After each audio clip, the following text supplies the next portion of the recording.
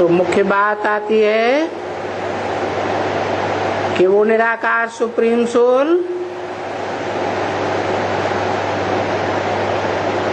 कैसे किसी मुकर्रर रथ में प्रवेश करके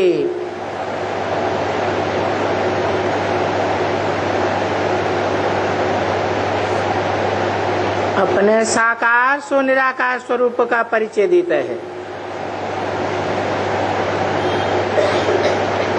जिस साकार सो निराकार को शास्त्रों में अव्यक्त मूर्ति कहा है। मूर्ति माने साकार,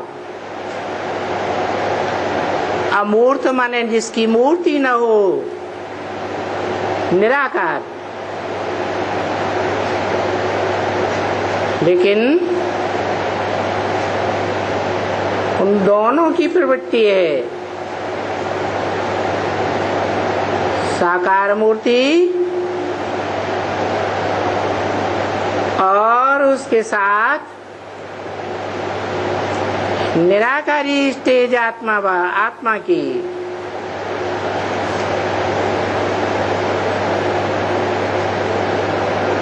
जो संपन्न स्टेज कही जाती है, संपूर्णता की ही पूजा होती है।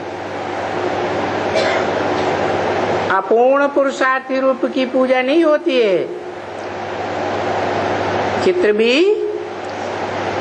संपूर्ण के बनाए जाते हैं। तो जिस साकार में प्रवेश करता है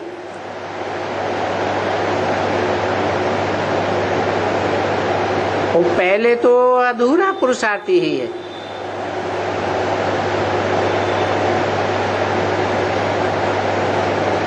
निराकार सुप्रीम सोल की याद के संग के रंग से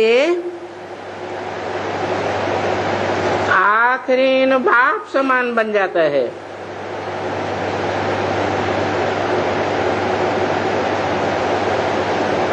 तब उसकी मंदिरों में पूजा होती है। जो मंदिर सारी दुनिया में सार्वभौम है।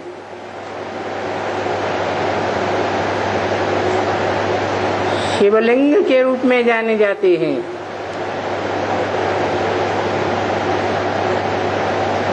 शिव बिंदी का नाम है।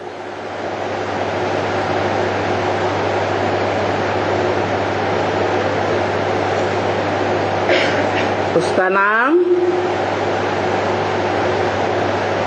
सदा शिव के रूप में जाना जाता है।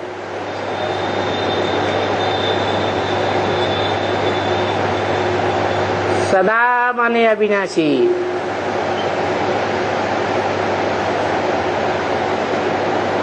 ये विनाशी और अविनाशी का सवाल साकार दुनिया में पैदा होता है या निराकारी दुनिया में पैदा होता है?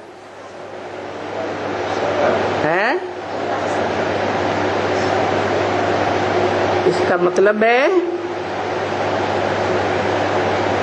वो निराकार सुप्रीम सोल इस सृष्टि में जब किसी साकार मुकर्रर रथ में आता है तो उस आत्मा को आप समान निराकार बनाता है। या तो यूं कहें वो आत्मा अपने और बाप के स्वरूप को जान करके स्वयं अपने पुरुषार्थ से निराकारी स्टेज को धारण करती है। इसलिए सुप्रीम सोल बाप सुप्रीम टीचर कहते हैं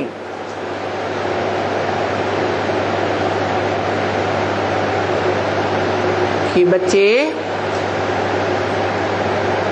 मंदिरों में तुम्हारी पूजा होती है,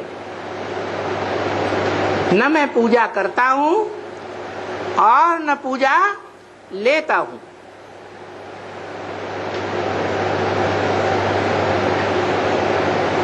वो चाहे 33 करोड़ देवताओं में से कोई आत्माएं हों या तो देवात्माओं में महादेव हो,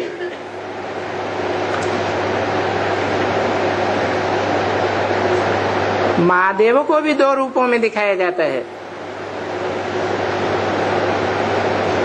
एक है पुरुषार्थी रूप,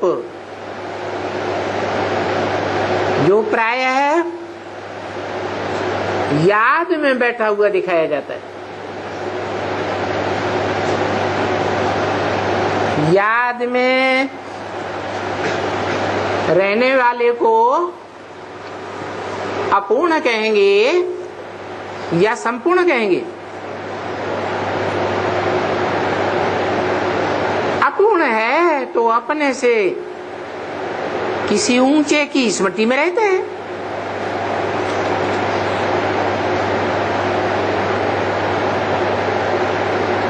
संपूर्ण बनने के बाद याद करने की जरूरत नहीं है, वो सिर्फ निराकारी स्टेज धारण कर ली, शिव समान बन गया।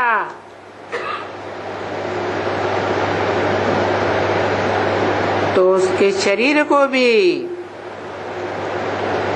और उसकी आत्मा को भी नाम दिया जाता है शिवलिंग। शिव अर्थात कल्याणकारी। कोई भी हालत में कल्याणकारी।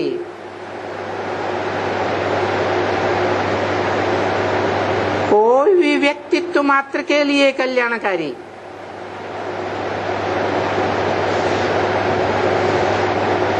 अकल्याण का सवाल ही पैदा नहीं होता।